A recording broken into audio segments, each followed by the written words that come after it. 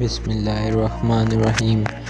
پاکستان کے پہلے army chief general sir Frank Walter تھے۔ پاکستان کے پہلے کمانڈر ان چیف تھے جو اگست 1947 سے فروری 1948 تک پاک فوج کے سربراہ رہے، تاہم چند ماہ بعد انہیں ریٹائرڈ کر دیا گیا۔ کہا جاتا ہے قائداعظم محمد علی جناح نے کشمیر کے متعلق احکامات نہ ماننے پر انہیں عہدے سے سبکدوش کر دیا۔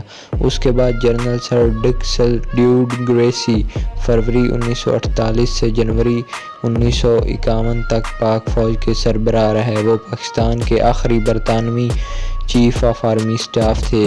جنرل ڈگس نے بھی قائداعظم کے حکم کے باوجود کشمیر کے محاذ پر فوجیں نہیں بھیجی، جس پر انہیں ریٹائرڈ کر دیا گیا۔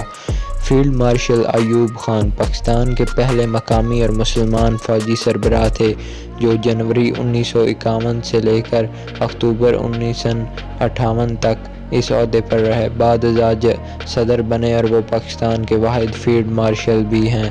ان کے بعد جنرل محمد موسیٰ اکتوبر 1958 سے لے کر جون 1966 تک آرمی چیف رہے۔ ان کے بعد جنرل یحییٰ خان 1966 میں یحییٰ خان آرمی چیف بنے اور 1971 میں سقوط ڈھاکہ کے بعد انہیں عہدے سے دستبردار کر دیا گیا۔ ان کے بعد جنرل گل حسن خان دسمبر 1971 سے مارچ 1972 تک یعنی 2 ماہ آرمی چیف رہے۔ ان کے بعد جنرل ٹکا خان مارچ 1972 سے مارچ 1976 تک پاک فوج کے سربراہ رہے۔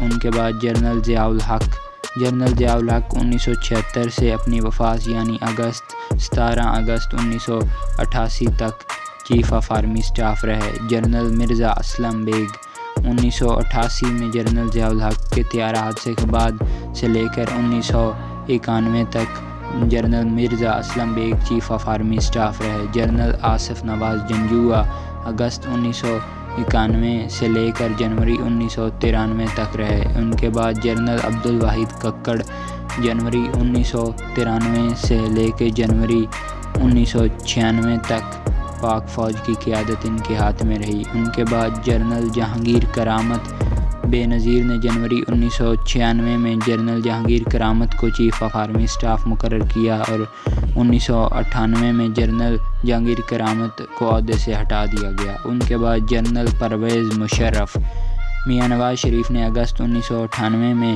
جنرل پرویز مشرف کو مقرر کیا اور 1999 میں نواز حکومت کا تختہ الٹ دیا اور یہ 2007 تک پاکستان آرمی کے چیف آف آرمی اسٹاف رہے۔ جنرل اشفاق پرویز کیانی 2007 میں تقرر ہوئے اور 2013 تک پاک فوج کی قیادت کرتے رہے۔ ان کے بعد جنرل راحیل شریف 2013 میں عہدہ سنبھالا اور نومبر 2016 میں ریٹائرڈ ہوئے۔ اس کے بعد انہیں 44 مسلم ممالک کی افواج کا سربراہ مقرر کر دیا گیا۔ ان کے بعد جنرل قمر جاوید باجوہ نومبر 2016 میں عہدہ سنبھالا اور نومبر 2022 میں تک پاک فوج کی قیادت کرتے رہے۔